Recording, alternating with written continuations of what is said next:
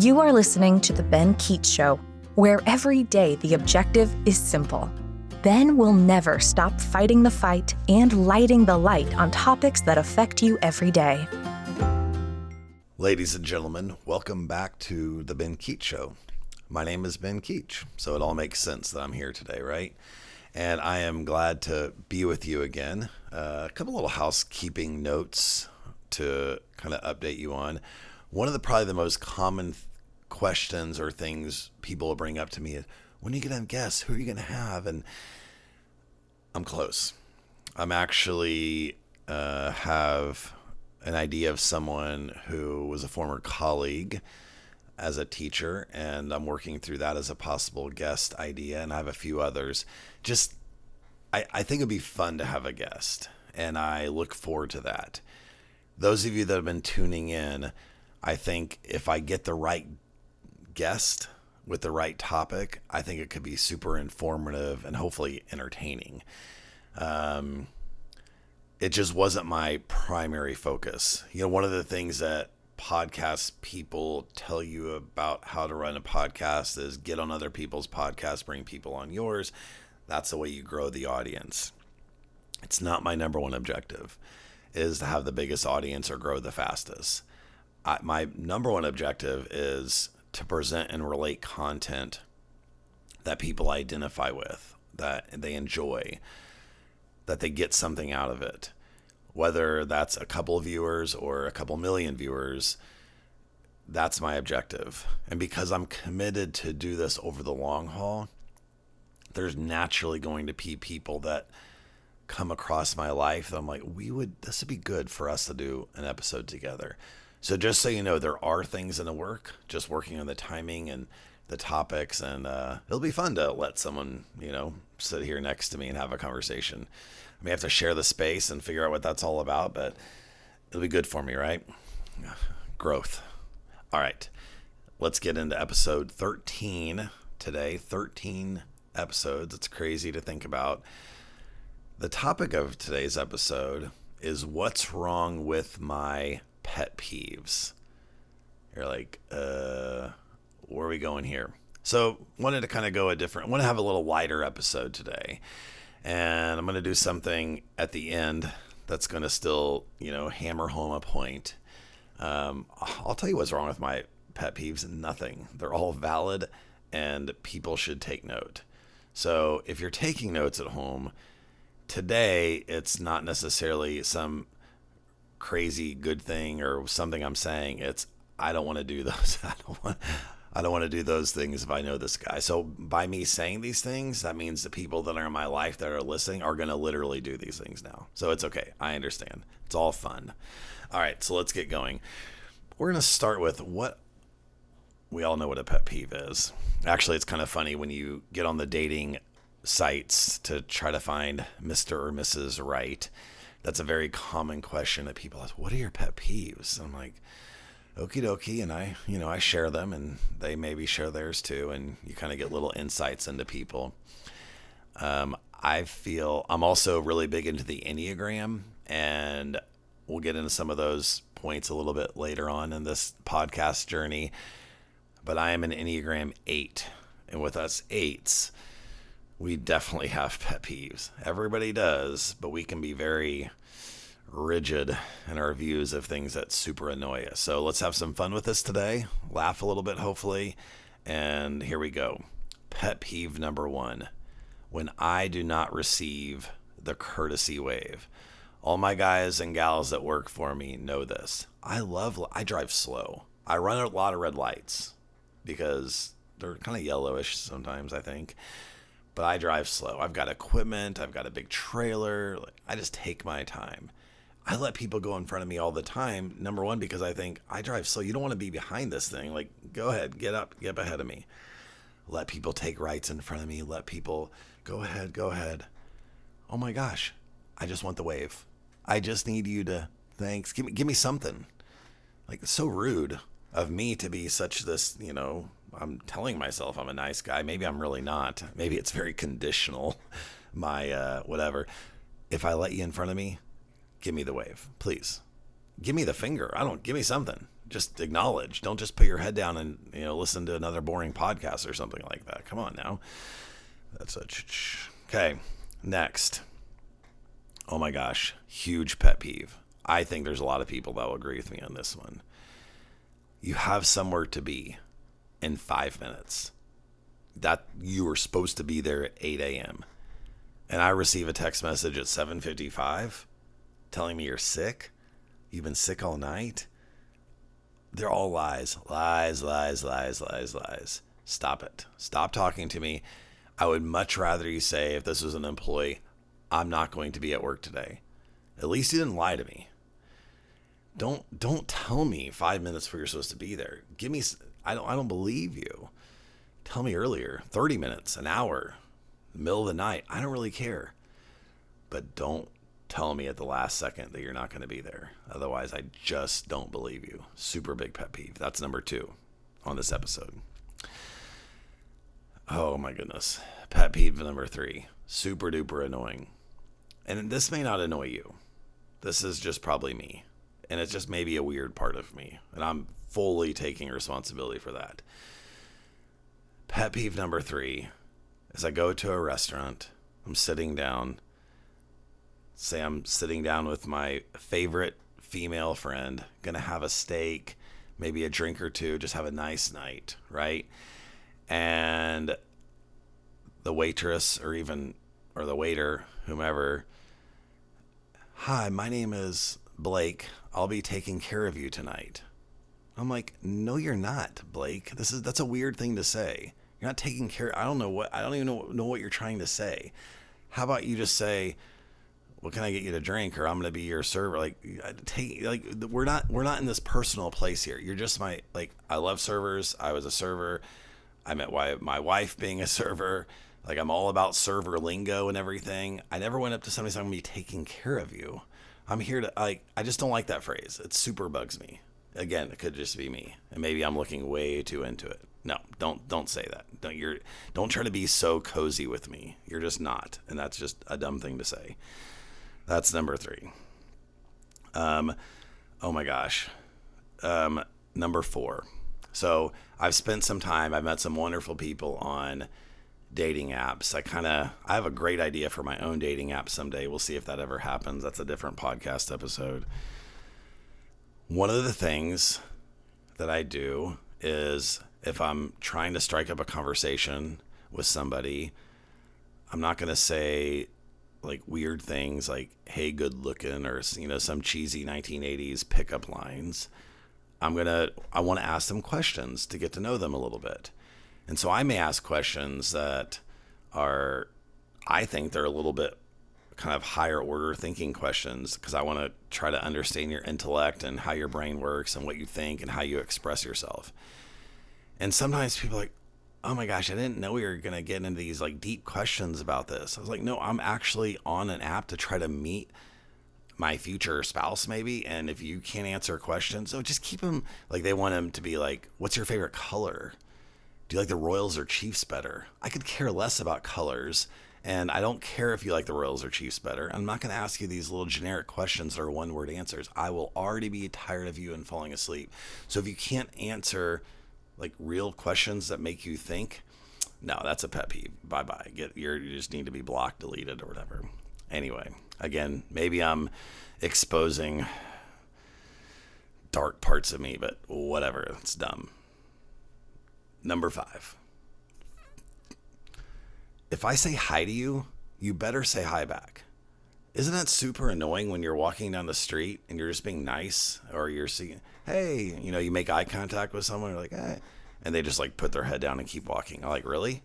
I feel like I'm a human being and you're a human being and you can't even say hi back? Is that putting you out too much? Are you scared of me? Are you not supposed to talk to strangers, yet you're 48 years old? I think it's probably fine. No. If someone says hi to you, say hi back. It's literally the easiest thing to do, and it's very nice. So that's pet peeve number 5. Pet peeve number 6 is just my personal thing. Maybe some of you think it's cool, maybe some of you whatever. Why do they make cars and trucks that go down the road really loud? Is that necessary? I'm in my car, listening to music, having a conversation, talking on my phone, doing very quiet, normal things that people do when they drive, adjusting my mask. That's COVID joke for you.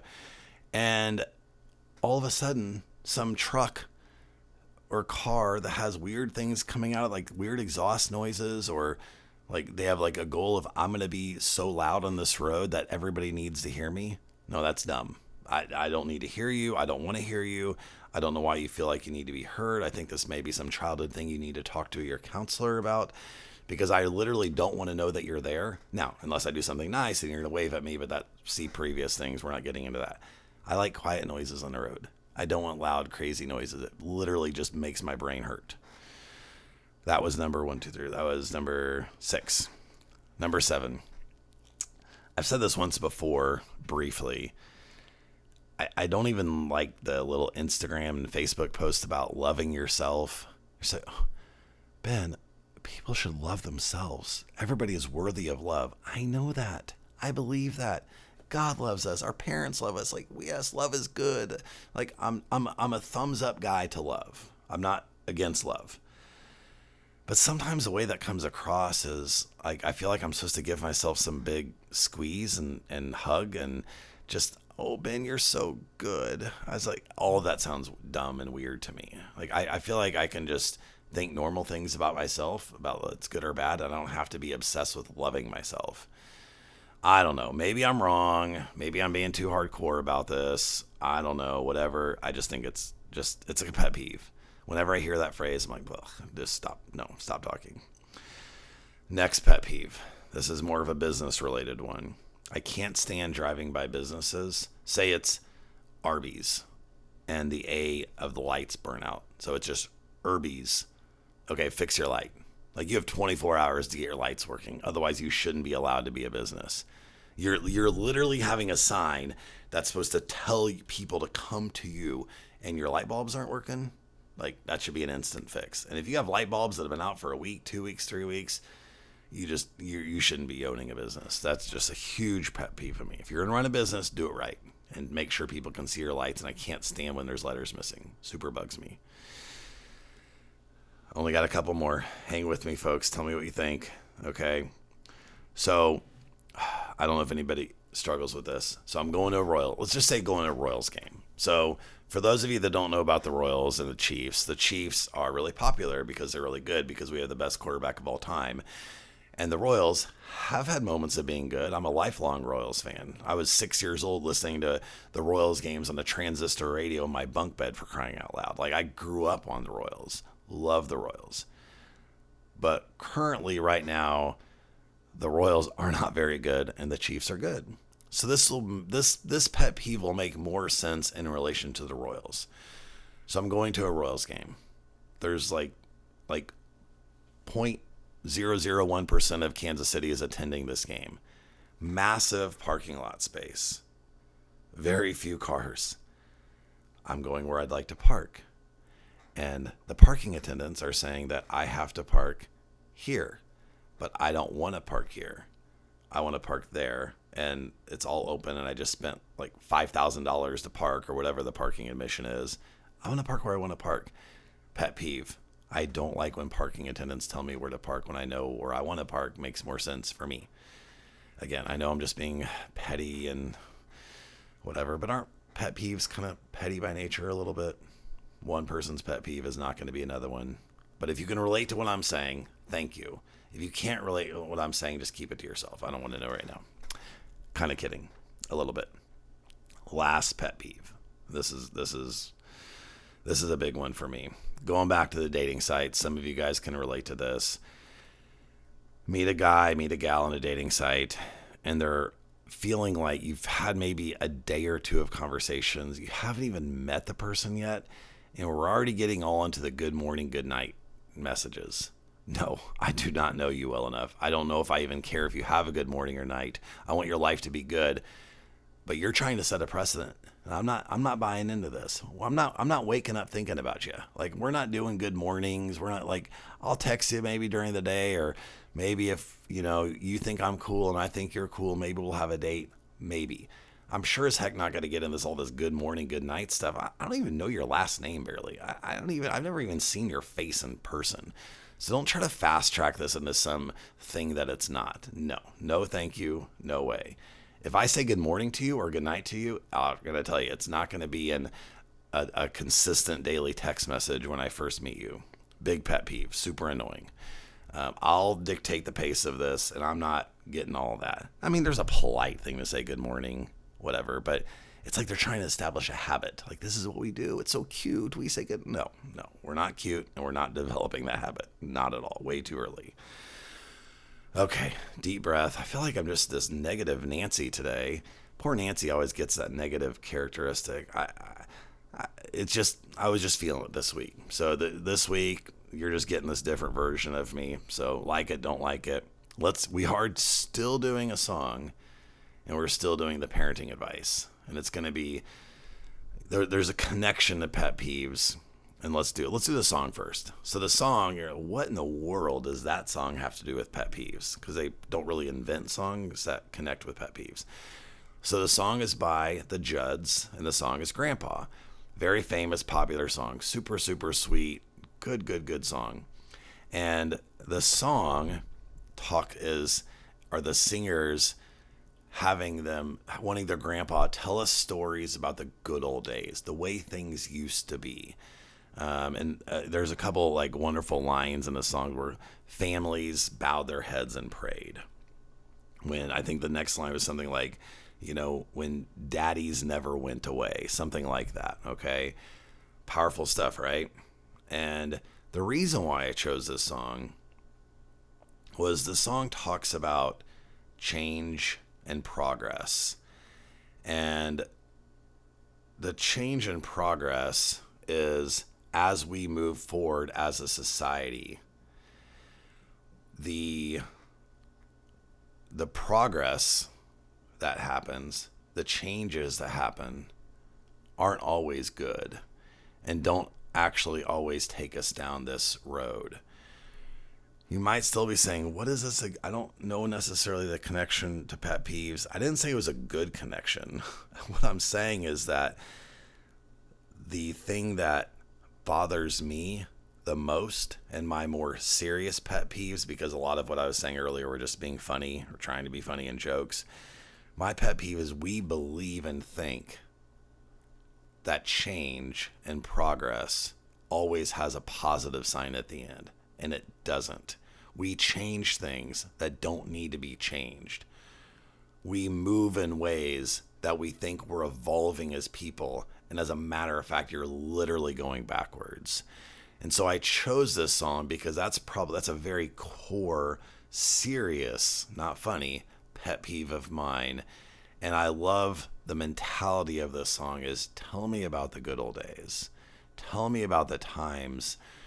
And I think it's always nice to just really go back and I want those times. It didn't mean that everything during those times was perfect. It didn't mean that everybody thought the right thing or did the right thing. But there's things about that are very pure, that are very innocent, that are special. And I hate change for change's sake. I only want to change what's broken. I don't want to change anything else. And I don't care if it's the 1950s, the 1750s, or the year 2050. In 2050, we have zero guarantee of being better off than we are right now, just simply because of time. I think the best way to look at it is you take different time periods and what worked and what didn't work.